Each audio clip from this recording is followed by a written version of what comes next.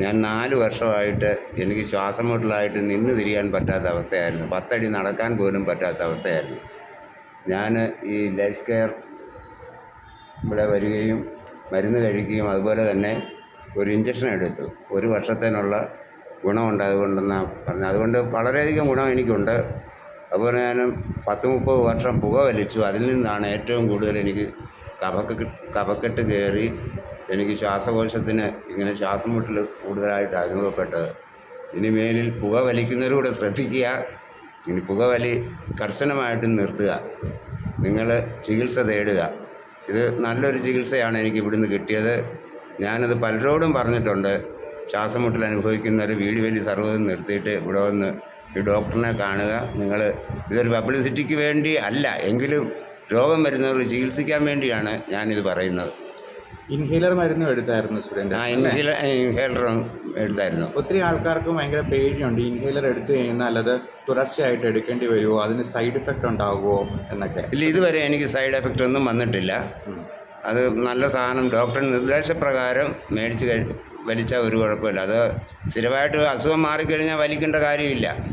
അതെ, ഇൻഹേലർ മരുന്നിൽ നമ്മൾ കഴിക്കുന്ന ഗുളികയെ അപേക്ഷിച്ച് നോക്കുമ്പോഴത്തേക്കും അതിൻ്റെ ഡോസും അളവും കുറവാണ്. അതുകൂടാതെ അതിനകത്ത് ഉള്ള മരുന്ന് പറഞ്ഞാൽ ടോപ്പിക്കൽ ആപ്ലിക്കേഷൻ എന്ന് പറയും. നമ്മൾ ഒരു മുറിവിൽ ഓയിൻമെൻറ്റ് പുരട്ടുന്ന പോലെയേ ഉള്ളൂ.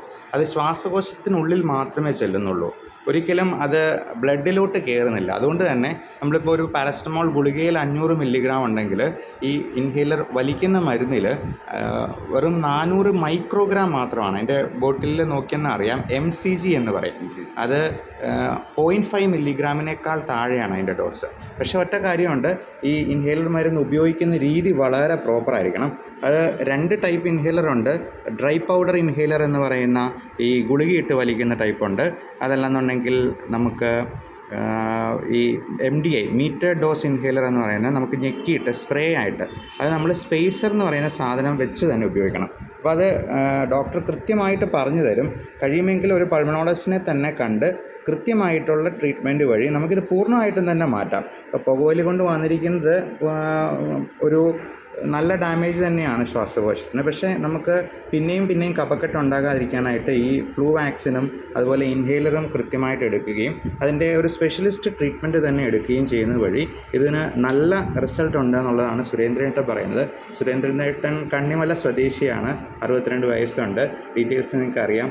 അപ്പോൾ ഇതിനെക്കുറിച്ച് കൂടുതൽ എന്തെങ്കിലും സംശയങ്ങളുണ്ടെന്നുണ്ടെങ്കിൽ ഈ നമ്പറിൽ മെസ്സേജ് ആയിട്ട് അയക്കാവുന്നതാണ്. ചേച്ചിയും കൂടെയുണ്ട്. അപ്പോൾ പുകവലി എന്ന് പറയുന്ന സംഗതി പൂർണ്ണമായിട്ടും നിർത്തുക എന്നുള്ളതാണ് ഏറ്റവും പ്രധാനമായിട്ടും പറയാനുള്ളത്. ഞാൻ പറഞ്ഞത് 100% സത്യമാണ് പറഞ്ഞത്. എനിക്കത് വേറെ മറ്റു ഇതിനൊന്നുമല്ല ഞാൻ പറഞ്ഞത്. അപ്പോൾ പുകവലി നിർത്താനായിട്ടുള്ള മാർഗ്ഗങ്ങളും doctor Bibin Jose smoking cessation എന്ന് പറഞ്ഞ് യൂട്യൂബിലോ ഫേസ്ബുക്കിലോ സെർച്ച് ചെയ്തെന്നാൽ അതിൻ്റെ വീഡിയോ കിട്ടുന്നതാണ്. അത് കൃത്യമായിട്ട് ഫോളോ ചെയ്യുന്നാൽ ഉറപ്പായിട്ടും ഏതൊരാൾക്കും പുകവലി നിർത്താനായിട്ട് പറ്റും. ആവശ്യമെങ്കിൽ അതിനുള്ള മരുന്ന് നമുക്ക് കൊടുക്കാവുന്നതാണ് സ്മോക്കിംഗ് സെസേഷൻ. ഞാൻ 10-35 വർഷം പുക വലിച്ചുകൊണ്ടിരുന്ന ആളാണ്. പല പ്രാവശ്യം നിർത്താൻ നോക്കിയിട്ട് നടന്നില്ല. പിന്നെ ഒരു ദിവസം കട്ടായം നിർത്തി. അത് പിന്നെ ഇപ്പം വലിക്കാൻ തോന്നിയിട്ടില്ല. ഇപ്പം എനിക്ക് അതിൻ്റെ മണം പോലും അടിക്കത്തില്ല. പുകവലിക്കാർ ഒരു 50 അടി അകലത്ത് വന്നാൽ എനിക്ക് പുകവലിക്കാരെ കണ്ടാൽ അറിയാം, തിരിച്ചറിയാൻ പറ്റും. സ്മെല്ല് കൊണ്ട് എനിക്ക് മനസ്സിലാകും ഇന്നയാൾ പുകവലിക്കുന്ന ആളാണ്. സുരേന്ദ്രേട്ടൻ ഇപ്പം ജോലിക്ക് പോകുന്നുണ്ടോ? ഇപ്പം ജോലിക്ക് പോകാൻ തുടങ്ങിയില്ല, ഇനിയിപ്പം ജോലിക്ക് പോകാൻ തുടങ്ങണം. എന്തായിരുന്നു ചെയ്യുന്നത്? എനിക്ക് മേസ്തിരിപ്പണിയായിരുന്നു. ഇനിയിപ്പോൾ മേസ്തിരിപ്പണിക്ക് ഇപ്പോൾ ഉടനെ പറ്റിയല്ല, പൂർണ്ണമായിട്ടും പോയി കഴിഞ്ഞാൽ പറ്റുവാണെങ്കിൽ വെയിറ്റൊക്കെ എടുക്കാൻ ചില ബുദ്ധിമുട്ടേ ഉള്ളൂ. അതുകൂടെ കുറഞ്ഞിട്ട് മേസ്തിരിപ്പണിക്ക് പോയി. ഇപ്പം ചെറിയ ടാപ്പിംഗ് പണി അല്ല, മറ്റേ എനിക്ക് മോട്ടറിൻ്റെ പരിപാടിയുണ്ട്, വയറിംഗ് ഉണ്ട്, പ്ലംബിംഗ്, മറ്റേ ഒത്തിരി പരിപാടികൾ അറിയാം. കണ്ണിമല എന്ന് പറയുമ്പോൾ പത്തനംതിട്ട ജില്ലയാണ്? അല്ലല്ല, ഇത് നമ്മുടെ മുണ്ടക്കയം തന്നെ. മുണ്ടക്കയാണ് 15-ാം വാർഡ്. ശരി, അടുത്ത് തന്നെയാണ്. ഓക്കെ ചേച്ചി, ഒത്തിരി സന്തോഷം. Thank you.